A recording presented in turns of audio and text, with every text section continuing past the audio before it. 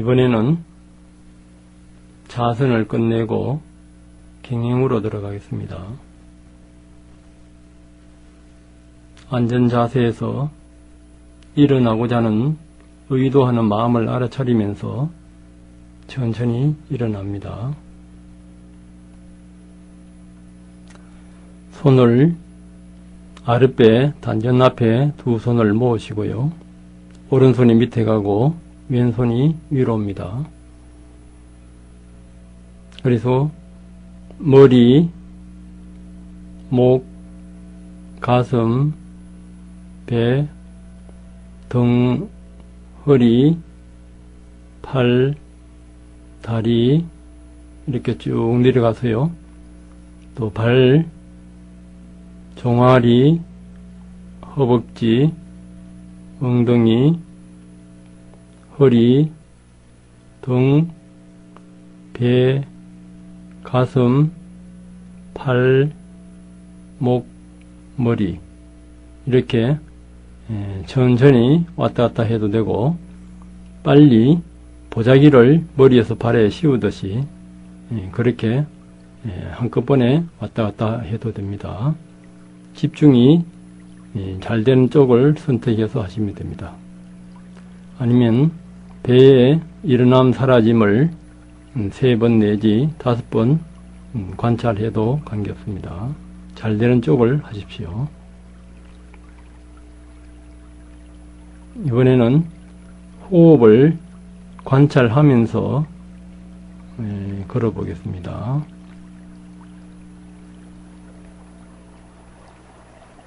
나가고자 할 때 호흡을 마시면서 발을 들어 올리고 내쉬면서 발을 내립니다.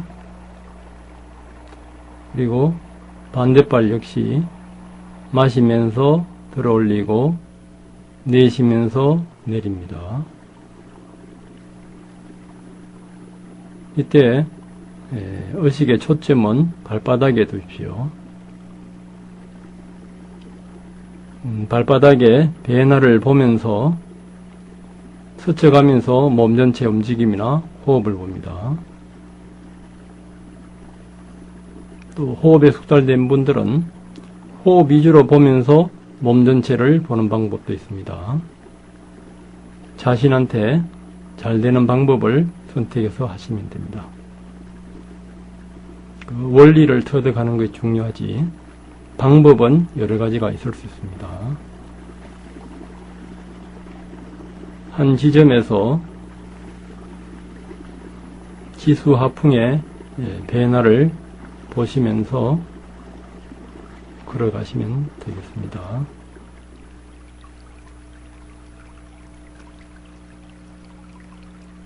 끝에 가서는요, 서고자 한 마음을 알아차리고 이제 서있음 합니다. 그리고 돌고자 함 하고 나서 돌 때에도 역시 발의 움직임을 관찰하면서 돕니다. 그리고 잠시 있어서 서있음 하면서 아까처럼 머리에서 발까지, 발에서 머리까지, 아니면 호흡을 한 3번 정도 배 일어남 사라짐을 관찰해도 됩니다. 아까와 마찬가지로 발이나 호흡 한 곳에 집중적으로 관찰하시면서 스쳐가면서 몸의 다른 변화를 알아차리면서 계속 관찰하시면 되겠습니다.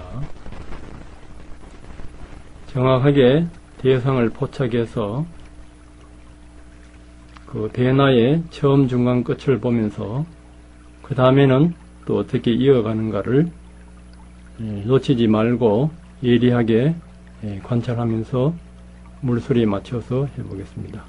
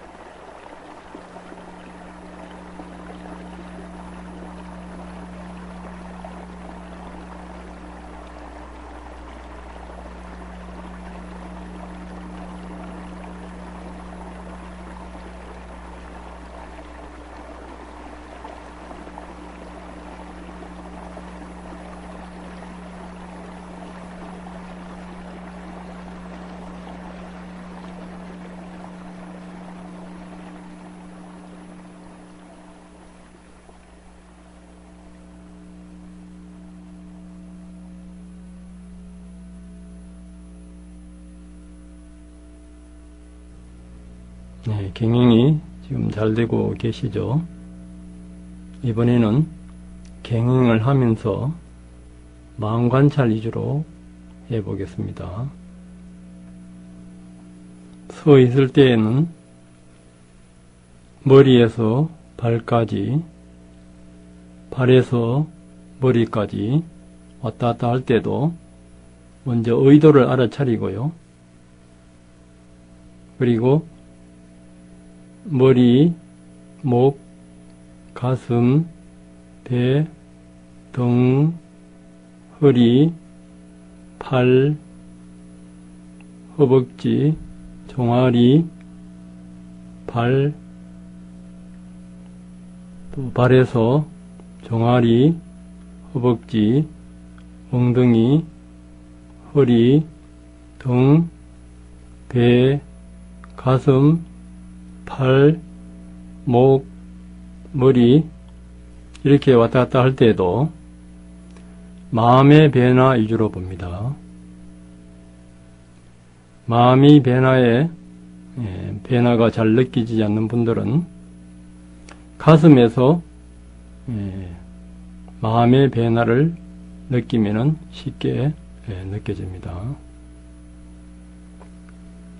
걷고자 할 때도 걷고자 하는 의도가 있고 발이 들어 올리기 전에 의도, 또 내밀기 전에 의도, 내려놓기 전에 의도, 닿기 전에 의도, 의도를 알아차리시면서 발바닥의 느낌을 마음으로 알아차립니다.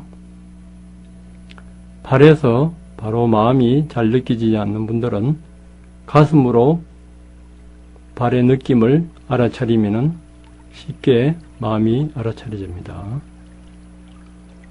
마음 관찰이 잘 안 되시는 분들은 몸 관찰 위주로 해도 됩니다. 잘 되신 쪽으로 하시면 되겠습니다. 마음 관찰할 때는 마음이 일어나기 직전에 느낌 위주로 관찰하면 느낌 관찰이 됩니다.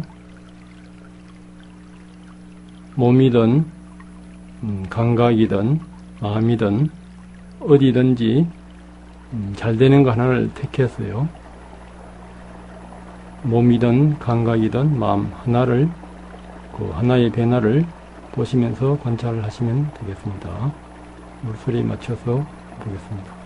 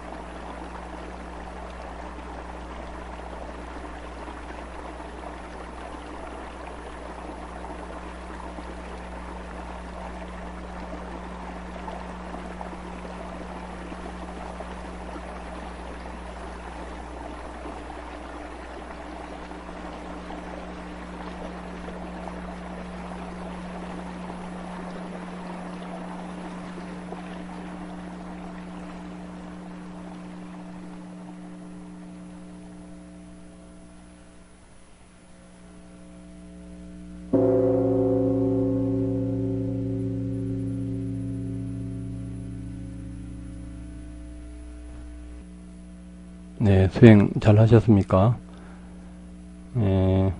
또 수행이 어떤 잘 되는 분들은 한 대상에 이제 머물러 있는 것은 어떤가 이래 묻는데, 이제 집중력이 이제 뛰어난 분들은 한 대상에 또 쉽게 머물 수가 있습니다. 이제 한 대상에 머물더라도 그 대상이 매 순간 변하기 때문에 그 생멸을 관찰하시면서 있으면 됩니다. 그리고 이제 수행 중 관념적인 생각이 떠오르면 어떻게 되는가?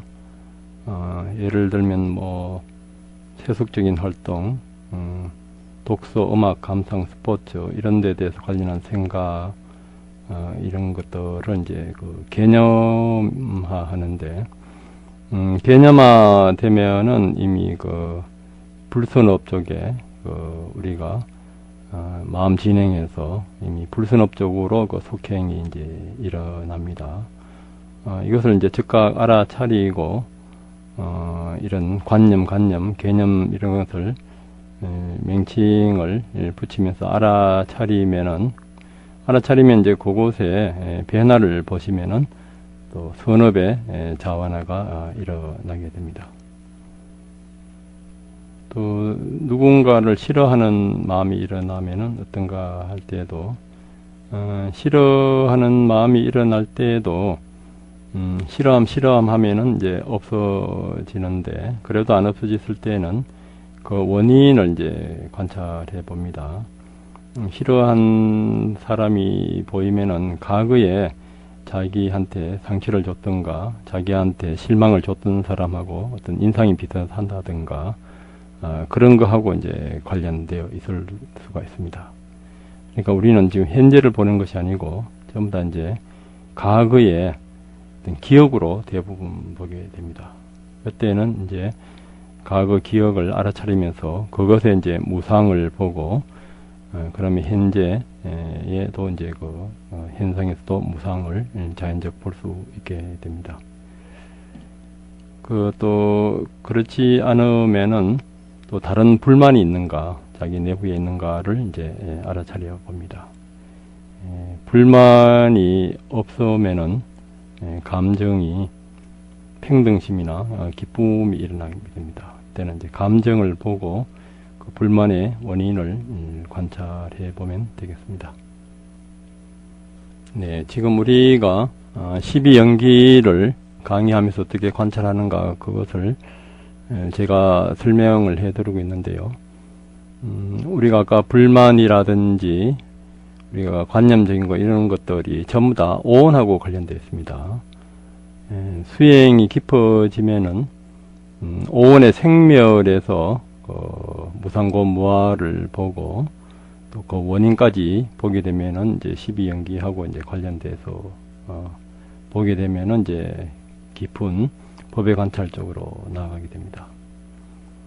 아까 이제 처음에 제가 말씀드린 개송에서도 오온의 생멸을 모르고 100년을 사는 것보다 오온의 생멸을 알고 하루를 사는 것이 낫다 하는데, 100년이 아니고 이때는 무한대의 어떤 세월이라 할 수도 있습니다.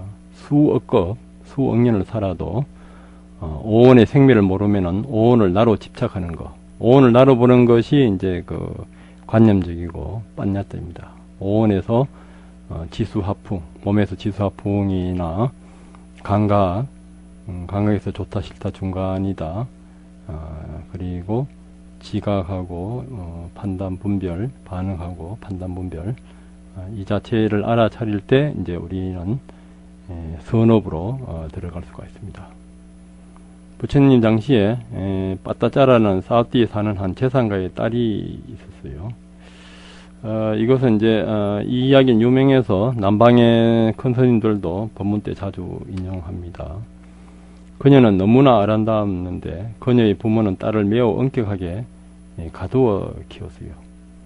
나가면은 또 혹시 성폭행이나 당할까 해서. 그렇지만 그녀는 어느 날 자기 심부름을 해주는 남자 종과 정을 통한 뒤 몰래 집을 나가 다른 마을에서 아주 가난하게 살았어요. 시간이 지나 그녀는 아기를 갖게 되었는데, 인도 전통에 따르면은 이제 해산할 때는 친정에 가서 이제 아기를 낳게 됐는데 남편한테 이제 허락을 구하니까 남편이 부모들이 딸을 돌려주지 않으라고 판단하고 그 친정에 가는 것을 허락 안 했어요. 그러다가 또 이제 그 두 번째 아기를 가지게 돼요. 친정으로 놓으러 가게 했어요. 그래서 이제 둘이 이제 가다가 소낙비가 막 쏟아지고 있었어요. 그래서 이제 남편은 아기를 낳을 장소를 골라서 적당한 곳에 이제 찾아 헤맬 수밖에 없는데, 그러다가 남편은 그만 독사에 물려주고 말았어요. 그리고 아내는 비를 맞으며 남편을 기다리다가 나무 밑에서 혼자 아기를 낳게 되었습니다. 이튿날이 아침이 되도록 남편이 돌아오지 않자 빠따짜라는 근처를 돌아보다가 남편이 독사에 물려 죽은 것을 알았습니다. 그녀는 자기 때문에 남편이 죽게 되었다며 가슴을 치면서 통곡했습니다. 그리고 이제는 남편이 없는 집에 돌아가는 것도 소용이 없게 되었으므로 계속해서 그로 친정으로 향했습니다. 이때 이제 겐지스 강을 건너야 되는데 밤에 사이에 비가 내려와서 강은 엄청나게 불었어요. 비가 오지 않을 때는 이제 쉽게 걸을 수 있지만은 이제 두 아이를 한꺼번에 못 데리고 이제 건너니까 먼저 갓난 아기를 안고 보따리는 인체 강을 건넜어요. 그리고 이제 갓난 아기를 언덕 위에 놓아두고 큰 아들을 데리고 오기 위해 강물로 들었었어요. 그런데 강물 한가운데 이르러 뒤돌아보니까 큰 독수리가 언덕에 뉘어 놓은 갓난 아기를 체거했고 안고 있었어요. 깜짝 놀란 빠따자리는 소리를 지르면서 손을 내저었습니다. 그러자 이쪽에서 기다리던 큰 아들은 그것이 자기를 부르는 소리라고 생각하여 물로 들었었어요. 그러자 거센 물결이 아이를 휩쓸어 가버렸습니다. 그래서 갓난아기 또한 독수리가 유유하게 채 가버리고 말았습니다. 그리고 졸지에 그 남편은 독사에 물려 죽고 아들 둘은 하나는 물에 빠져 죽고 하나는 독수리한테 잃어버렸죠. 그래서 한 아들은 독수리가 채 가버리고 다른 아들은 물살이 휩쓸어 가버리고 남편은 독사에 물려 죽어서 이렇게 막 울부짖으면서 막 실성한 상태에서 막 떠돌게 되었어요. 그렇게 울부짖는 그녀는 사우디에서 오는 한 남자를 만나게 되어 부모의 안부를 물어보니 그러자 그 남자는 뜻밖의 소식을 전했습니다. 그에 의하면 간밤에 폭우로 그녀의 친정집이 무너져 잠들었던 부모와 형제 셋이 모두 죽어서 이미 하장까지 끝났다는 것입니다. 이 비참한 소식을 듣고 나서 그렇지 않아도 시리에 빠져있던 그녀는 그에 미쳐버렸습니다. 그녀는 옷이 몸에서 벗겨지는 것도 모른 채 반은 알몸이 되어 거리를 쏘다니면서 자신의 비참함을 울부짖으며 하소연했습니다. 이때 부처님께서는 제타하나 수도에 계시면서 빠따짜라가 오는 것을 아시고 부처님께서 강명을 보내시어 그녀를 법회 장소로 이끌어 오도록 했습니다. 그녀가 옷을 벗고 있었으므로 대중들은 아주 제지했습니다. 이때 이제 부처님께서 말씀하시기를 저 미친 여인을 막지 말라. 그렇게 해서 빠따자라는 부처님의 말씀을 들을 수 있는 거리까지 다가올 수 있었습니다. 부처님께서는 그녀에게 정신을 차려 조심하고 네 마음을 조용하게 가지라고 이제 말씀하셨습니다. 그 말씀에 따라 빠따자라는 자기 몸을 살펴보고 그제서야 아래옷이 벗겨져 있는 것을 알고는 부끄러운 마음에 얼굴을 묻으며 몸을 구부리고 앉았습니다.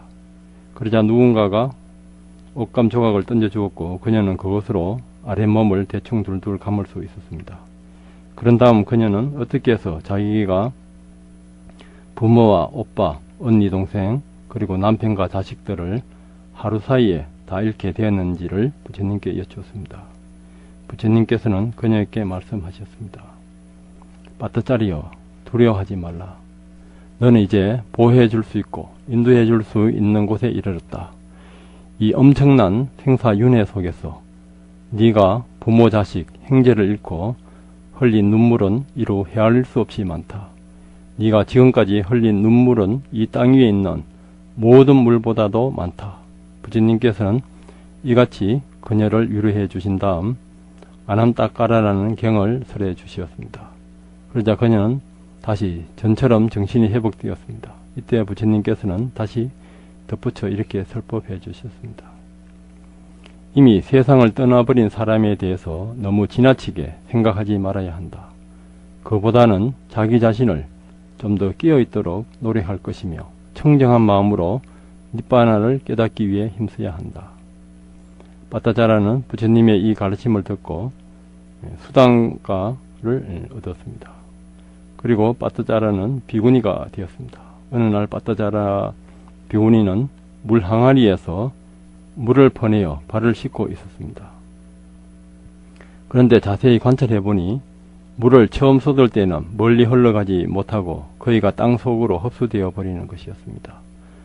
두 번째로 물을 쏟을 때는 좀 더 멀리까지 흘러갔고 세 번째 물을 쏟고 그 흘러가는 모양을 자세하게 관찰해 보니 이번에는 물이 아주 먼 데까지 흘러가는 것이었습니다. 여기에서 그녀는 중생의 수준도 그렇게 각기 다르다는 것을 깨달을 수 있었습니다.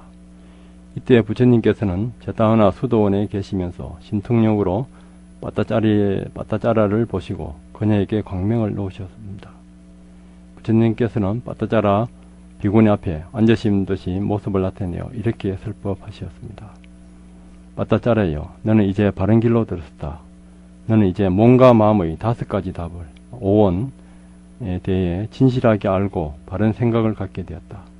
빠따짜라여, 무릇 사람된 자로서 모든 현상이 항상하지 않다는 것, 재행무상을 모르고 모든 생명들과 불만정과 고통과 슬픔 가운데 있음, 일체 계고에 있음을 모르며 모든 담마의 절대자, 주인 혹은 어떤 나아가 영혼의 실체가 있다고 존재하지 않다는 것을 모른다면 그는 비록 100년을 산다고 해도 그의 삶은 아무런 의미가 없다. 그리고 부처님께서는 다음 개성을 읊으셨습니다.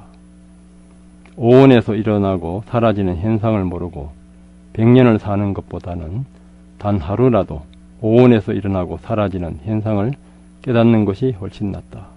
부처님의 이 설법 끝에 빠따자라 비구니는 아라한가를 얻었습니다. 우리가 지금까지 생사윤회 속에서 흘린 눈물의 양이 사해 바다보다도 이제 많고, 또 상류단 니카에도 이제 짐승으로 태어나 목이 잘린 피의 양도 사해 바다보다 많고, 또 교수행을 당해 흘린 피의 양도 사해 바다보다 많다 했습니다. 이것이 전부 다 오온을 나눠보는 것, 오온을 나눠보는 것이 이 무명입니다. 무명 때문에 오온을 나눠봅니다. 오온이 색수상인시인데 몸을 내 것으로 보고 난 남자다 여자다, 이미 남자다 여자다 할 때는 이미 몸을 나눠보는 것입니다.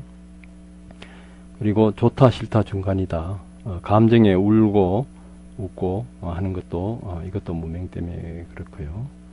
그리고 지각하는 것은 대부분 과거 기억으로 지각합니다. 과거의 기억이 실체가 있다고 보고, 그리고 반응하는 것이 이제 습관화되면 기질, 성격이 됩니다. 이것이 이제 행위고요. 그리고 이제 판단 분별이 이제 깊어지면은 논리적이고 또 잘못된 도구마가 됩니다. 이것이 이제 사견이 됩니다. 그래서 이제 수다원가에서는 이 오온의 생멸이 내가 아니라는 사견이 떨어져 나가면은 여기에서 이제 모든 업심이 끊어집니다. 그렇지 않고서는 우리는 그런 모든 어떤 진리에 대한 의심에서 벗어날 수가 없습니다. 그리고 이제 아나한가에서는 지난번에 그 개막하경에 말씀드렸듯이 썩냄과 감각적인 욕망, 수다원의 세 가지, 그 사견과 사카이티티 사견과 의심과 계금치견, 그 잘못된 의식을 믿는 것이 다섯 가지가 없어집니다. 다섯 가지가 없어져도 오온의 생매를 완전히 모를 때는 무명이 완전히 없어질 수가 없습니다. 그래서 오온 각각에서 생멸을 이제 관할 때 아란이 됩니다. 그러니까 색이 일어나는 원인이 무명에서 왔는가, 가래에서 왔는가, 자양에서 왔는가, 행위, 접촉 등에서 이제 일어납니다. 그러니까 오온이 일어나는 그것도 이제 25가지 방식으로 관찰하는 방법이 있는데, 그러니까 색이 일어날 때도 무명의 원인, 색을 나라는 어떤 착각, 그 근본을 모르는 것 때문에 일어나는 것과 가래와 행위, 그 업과 자양분, 접촉, 이 다섯 가지입니다. 또 감각이 일어날 때도 마찬가지입니다. 감각이 일어나는 것도 무명, 가래, 행위, 자양분, 접촉, 또 지각, 행, 식. 여기에서 이제 다섯 가지에서 다섯 가지 원인을 곱하면은 25가지 이제가 됩니다.